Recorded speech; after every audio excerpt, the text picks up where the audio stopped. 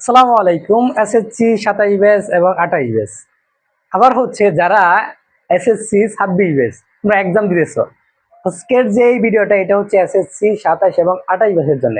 তোমরা একটা অধ্যায় পড়ার পরে কি টাইপের সিকিউ সলভ করবা বা কিভাবে করবা তোমরা আসলে বুঝো না। তো আমি আজকে একটা যেই সিকিউটা নিচ্ছি এটা খুবই ইম্পর্টেন্ট একটা সিকিউ, এবং যদি এইটা তুমি প্রপারলি ব্যাখ্যা সহকারে সলভ করতে পারো, ইনশাআল্লাহ এই টাইপের যত সিকিউ আছে সব তুমি ইজিলি সলভ করতে পারবা। তো চলো আমরা স্টার্ট করি।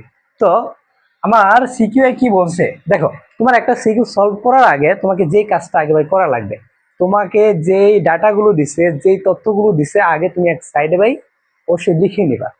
যদি তুমি ভাই লিখে নেও তার মানে তুমি আসলে ভাই ইজিলি সলভ করতে পারবা। তো চলো আমরা একটু একটু ভাই পড়বো আর লিখে নেবো। ওকে, তো চলো দেখো।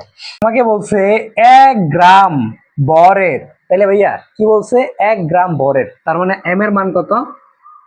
আমার এম এর মানটা হচ্ছে ভাইয়া 1 গ্রাম।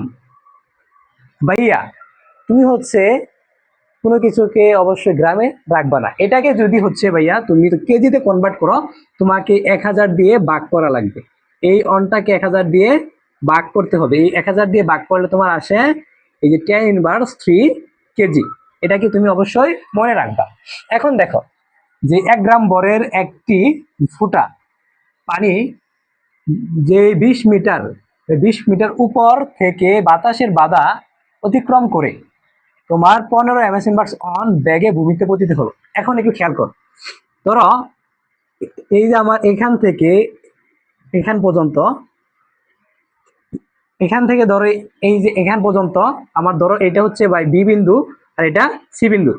এখন হচ্ছে ভাই আমার বি বিন্দু থেকে সি বিন্দু পর্যন্ত, বি বিন্দু থেকে সি বিন্দু পর্যন্ত আমার উচ্চতা হচ্ছে ভাইয়া 20 মিটার। তাহলে এটা হচ্ছে আমার 20 মিটার।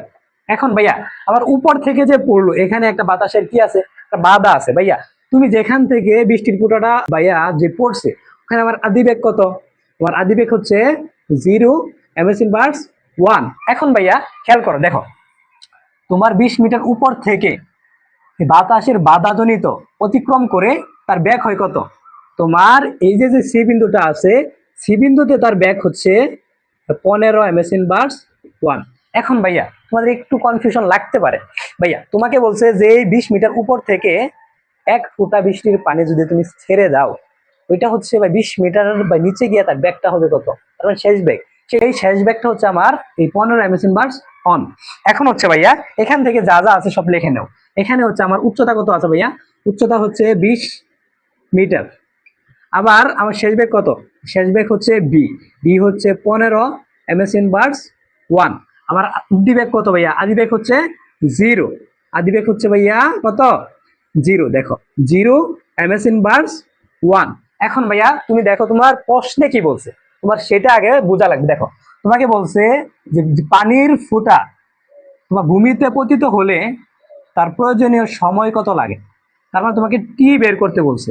এখান থেকে তোমার বলতে হচ্ছে টি ইকুয়াল টু ওয়াট। দেখো তো ভাইয়া তোমাকে টি বের করতে বলছে, তোমার উচ্চতা দেওয়া আছে। এখন ভাইয়া তুমি যে পড়ছিলা যে দূরত্বের সূত্রটা কি পড়ছিলা, দেখো উচ্চতা ইকুয়াল ইউটি প্লাস হাফ এটি স্কোয়ার।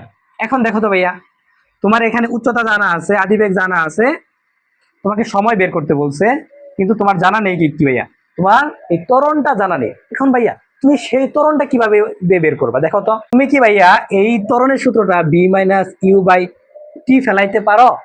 তুমি কিন্তু এটা ফেলাইতে পারো না। এটা রিজন হচ্ছে ভাইয়া তোমার সময়টা জানা নাই, এই সময়টাই বের করতে বলছে। এখন আরেকটা সূত্র ছিল, দেখো তো ভাইয়া ব্যাগের সূত্র, বি ইকুয়াল যে তোমার আদিবেগ প্লাস এ টি। এখন ভাইয়া তোমার এখানে আদিবেগটা কত? আদিবেগটা হচ্ছে 0, তার মানে তোমার বি ইকুয়াল হচ্ছে ভাইয়া এ টি। এখন হচ্ছে তুমি পাইলা বি ইকুয়াল পাইলা ভাইয়া এ টি। এখন এটাকে এখানে বসাও। দেখো তো ভাইয়া তোমার আদিবেগ হচ্ছে 0, আর 0-র সাথে তুমি যাকে গুণ করবা সেটা কিন্তু 0 হয়ে যাবে। এখন দেখো তো ভাইয়া তোমার বাকি থাকে কি, যে হাফ এ টি স্কোয়ার। এখন ভাইয়া এটাকে আবার লেখো, লেখলা উচ্চতা দেওয়া আছে, তার মানে হাফ এ হাফ এ টি ইন্টু ভাইয়া টি দেও, টি এর সাথে টি ভাইয়া গুণ করলে হয় টি স্কোয়ার। এখন দেখো তো ভাইয়া তোমার এই যে এখানে কি দেওয়া আছে, বি ইকুয়াল দেওয়া আছে এ টি, বি ইকুয়াল আছে আমার এটি। এখন ভাইয়া এই যে দেখো আমার এখানেও আছে এটি, তার মানে কি তুমি লিখতে পারো না যে উচ্চতা equal half B into T. ভাইয়া এখানে বি কেমনে লিখলেন? এই দেখো বি ইকুয়াল আমার কি দেওয়া আছে, বি ইকুয়াল দেওয়া আছে আমার এটি, তাই আমি এখানে বি এর জায়গায় আছে আমার এটি, তাহলে আমি এটির জায়গায় লিখতে পারি কি, আমি বিটা লিখতে পারি। তো আমি এখানে ভাই বিটা লিখে দিছি, এখন শুধু মান বসাও, তোমার ম্যাথটা সলভ। এখন দেখো তো ভাইয়া তোমার উচ্চতার মান কত তো ভাই দেওয়া আছে, উচ্চতার মান দেওয়া আছে আমার এই যে 20 মিটার। হ্যাঁ, এখন তুমি বসাও 20 মিটার, এখন লেখো ইকুয়াল হাফ। বি এর মান কত তো দেওয়া আছে দেখো তো, এই যে বি এর মান দেওয়া আছে আমার 15। হ্যাঁ, তুমি 15 বসাও, 15। এখন তুমি টি এর মান বের করবা, এই টিটাকে রেখে দাও। এখন ভাইয়া দেখো তো কি আসে, আমার এই পাশে আছে 20 ইকুয়াল, দেখো তো এই যে উপরে আছে তোমার 15 টি আর নিচে আছে 2। এখন এটাকে যদি ভাইয়া তুমি আর গুণন করো, দেখো এটার সাথে তোমার 20 এর গুণ হয়, তার মানে হচ্ছে যে 40 ইকুয়াল হচ্ছে 15 টি। এখন তুমি যেটা বের করবা সেটাকেই করো, তুমি যেটা বের করবা সেটাকে এক পাশে রাখো, তাইলে হচ্ছে টি কে রাখলা এক পাশে, রাখার পরে এখানে ভাইয়া একটা ছোট্ট কথা আছে, তুমি যাকে বের করবা তার সাথে যে আছে সে চলে আসে তোমার নিচে। দেখো তো তুমি টি বের করতেছ, তোমার টি এর সাথে আছে এই যে 15, এই 15টা আসবে নিচে, আর উপরে থাকবে এই যে 40। এটাকে ভাইয়া ক্যালকুলেশন করলে যা আসে এটা একটু দেখো তো, তোমাদের হচ্ছে ভাইয়া মানে কত আসে ক্যালকুলেশন করার পরে একটু জানাও, তোমার ক্যালকুলেশন করার পরে কত আসে দেখো তো। দেখো দেখো 40 ভাগ 15 আসে তোমার হচ্ছে 2.67 সেকেন্ড। দেখো তুমি কিন্তু সময়টা বের করে ফেলছো, যে সুতরাং তোমার যে সময় কত 2.67 সেকেন্ড, এটাই হচ্ছে আমার গয়ের অ্যান্সার। তুমি ভাইয়া বুঝতে পারছো কিনা অবশ্যই কমেন্টে জানাবা, এবং তোমরা যারা সাবস্ক্রাইব করো নাই অবশ্যই একটু সাবস্ক্রাইবটা আমাদের হচ্ছে ভাইয়া মানে করে রাখো।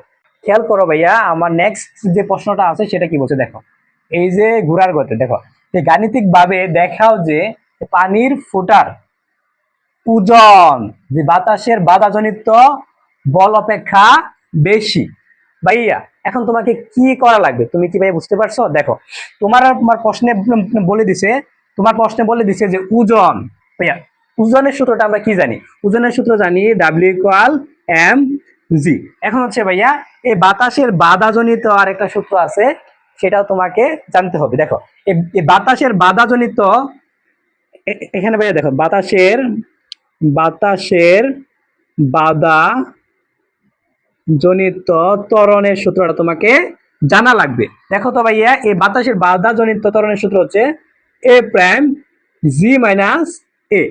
এখন ভাইয়া তুমি খেয়াল করো, তোমার যদি এই সাধারণত দুইটা সূত্র জানা থাকে তুমি এই ম্যাথটা সলভ করতে পারবা। তো চলো আমরা একটা একটা সলভ করি। দেখো আমাকে প্রথমে কি কি দেওয়া আছে, দেখো আমার এগুলোই দেওয়া আছে, এগুলো বাইরে আসলে কিছু নাই, এজন্য আমি তো বলছি ভাইয়া একটা সিকিউ সলভ করার আগে যদি তুমি এগুলো লিখে নাও তার মানে তোমার জন্য ইজি হবে। দেখো আমাকে বলছে যে ওজন, আবার হচ্ছে বাধাজনিত বল, এই বলটাও কি ভাইয়া, এই বলটাও হচ্ছে আমার ওজন। একবার হচ্ছে তোমাকে বাধাজনিত ওজন তোমাকে কি ভাইয়া বের করা লাগবে, আরেকবার হচ্ছে শুধু ওজন বের করা লাগবে। এখন যেই বেশি যেই কম যদি তুমি বের করতে পারো তার মানে তোমার সিকিউটা সলভ ক্লাস শেষ। এখন চলো আমরা একটা সলভ করি। দেখো আমি গতে যেটা লিখতে পারি, তো লিখবা যে আমরা জানি তোমার পানির ফুটার ওজন হচ্ছে ডাব্লিউ ইকুয়াল কি ভাইয়া এম জি। আমার বর কত ছিল ভাইয়া, ওই যে বর ছিল দেখো 10⁻³ দেখো, এখন লেখো 10⁻³ আর হচ্ছে ভাই জি এর মান কত, তোমার জি এর মান আমরা সবাই জানি হচ্ছে 9.8। এখন লেখো এই জায়গায় 9.8। এখন এইটাকে যদি ভাইয়া ক্যালকুলেশন করো, এটাকে যদি তুমি ক্যালকুলেশন করো তাহলে তোমার আস্তে আস্তে 10⁻³ আর হচ্ছে 9.8, তোমার আসতেছে ভাইয়া 0.0098 নিউটন। এখন ভাইয়া তোমাকে বাধাজনিত ওজনটা বের করা লাগবে। এখন যদি ভাইয়া তুমি বাধাজনিত ওজনটা বের করতে যাও, সেই জায়গায় তোমাকে বাধাজনিত ত্বরণটা বের করা লাগবে। তুমি কিন্তু বাধাজনিত ত্বরণ ছাড়া তুমি এটাকে ম্যাথটা করতে পারবা না। তার আগেও তোমাকে যেটা বের করা লাগবে সেটা এই ত্বরণ বের করতে হবে। পানির ফোঁটা নিচে পতিত ত্বরণ। ভাইয়া এখন দেখো ভাইয়া বি দেওয়া আছে, তোমার বি দেওয়া আছে, আর তুমি হচ্ছে ভাই টিও তো একটু আগে হচ্ছে বের করলা না, এখন লাগবে যে গ হতে পাই। এই যে যে গ হতে পাই কি পাইছো ভাই, টি ইকুয়াল হচ্ছে 2.67 সেকেন্ড। এখন এটা এখান থেকে তুমি বের করতে পারবা, আমরা একটা সূত্র জানি, বি ইকুয়াল হচ্ছে ইউ প্লাস তোমার এটি। এখন এখানে আমার আদি বেগ 0, তার মানে বি ইকুয়াল কি থাকে, আমার বি ইকুয়াল থাকে এটি, তার মানে হচ্ছে আমার মার ভাইয়া ত্বরণ ইকুয়াল হচ্ছে বি বাই টি। এখন হচ্ছে ভাইয়া লেখো বি বাই টি। এখন তোমার ভাই বি এর মান কত, এই দেখো এই বি এর মানটা হচ্ছে তোমার 15, দেখো তুমি 15। আবার হচ্ছে ভাই টি এর মান কত, টি এর মান 2.67, এই যে আমার এখানে টি এর মান দেওয়া আছে 2.67। এটাকে যদি ভাইয়া তুমি ক্যালকুলেশন করো কি আসে এটা একটু দেখো, এটাকে ক্যালকুলেশন করলে তোমার কি আসে হচ্ছে 15 ভাগ 2.67, তার মানে আসে তোমার তোমার 5.61 এমএস ইনভার্স 2। এখন তুমি লিখবা যে বাতাসের বাধাজনিত ত্বরণ, লেখো বাতাসের বাধা জনিত ত্বরণ কি ভাইয়া, আমার সূত্র হচ্ছে এ প্রাইম। এ প্রাইম হচ্ছে জি মাইনাস এ, জি মাইনাস এ। এখন ভাইয়া ওই যে তুমি শুধু মানগুলো বসাও, তোমার জি এর মান হচ্ছে 9.8 মাইনাস আবার এই যে পাইছো তুমি ত্বরণ, এই যে এটার মানটা বসাও, তার মানে 5.61। এটাকে যদি ভাইয়া মান ক্যালকুলেশন করো তাহলে 4 আর এখানে 8 6, তার মানে হচ্ছে 4.21 টাইপের একটা কিছু আসে। এখন তুমি শুধু এই যে বাতাসের বাধাজনিত বলটা বের করো, এই বলটা মানে কি ভাইয়া ওজন, এটা কিন্তু তোমাকে খেয়াল রাখা লাগবে। একটু পর বলবা যে ভাইয়া ওখানে লেখা আছে বল, আপনি তো বের করলেন ওজন। ভাইয়া এই ক্ষেত্রে বল আর ওজন হচ্ছে তোমার সেম জিনিস, এটা তোমাকে একটু ভাইয়া বোঝা লাগবে। এখন দেখো যে বাতাসের বাধাজনিত ওজন, বাতাসের বাধাজনিত ওজন, তার মানে হচ্ছে ভাইয়া বাতাসের বাধাজনিত ওজন হচ্ছে আমার তোমার ডাব্লিউ প্রাইম এম হচ্ছে এ প্রাইম। কারণ হচ্ছে ভাইয়া বাতাসের বাধাজনিত ত্বরণটাই লাগবে, যেহেতু আমি বাতাসের বাধাজনিত ওজনটা বের করতেছি, বাতাসের বাধাজনিত ওজন বের করতে গেলে আমার অবশ্যই বাতাসের বাধাজনিত ত্বরণটা লাগবে। সো আমি এখানে বসাবো বাতাসের বাধাজনিত ত্বরণ।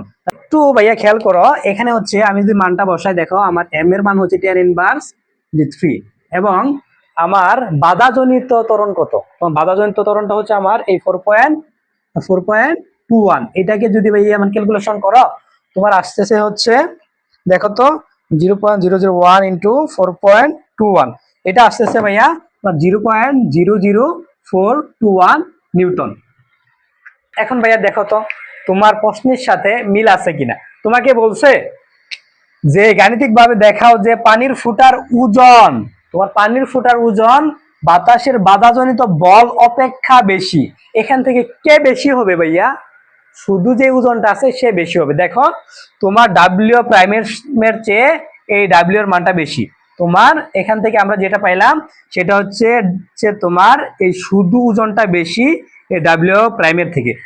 এর মানে হচ্ছে তোমার বাতাসের বাধাজনিত অপেক্ষা শুধু পানির ফুটার ওজনটা কি বেশি। তোমরা আজকের ভিডিওটা একটু জানাও তোমরা কি বুঝতে পারছো কিনা। যদি তোমরা ক্লাসটা বুঝে থাকো অবশ্যই আমাদের এই ভিডিওতে লাইক করে দেবা। তো ভালো থাকো, সুস্থ থাকো, আল্লাহ হাফেজ।